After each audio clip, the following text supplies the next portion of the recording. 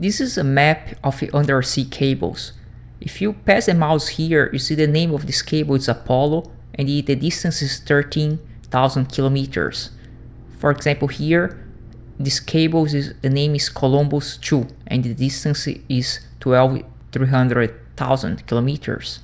And you see this cable, for example, it's Rotex, and almost 15,000 kilometers.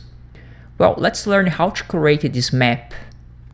We are here in the website Blazing a Trail, and you can download the data here. We downloaded the shapefile. Just click here, shapefile. Well, I download the files, and you are going to open this here, cables shape. See that even though you are going to open this file here, you cannot delete the others, because all these files are connected to each other. In Tableau here, go to Spatial File here and click.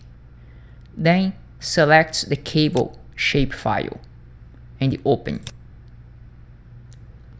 Well, this is the data set.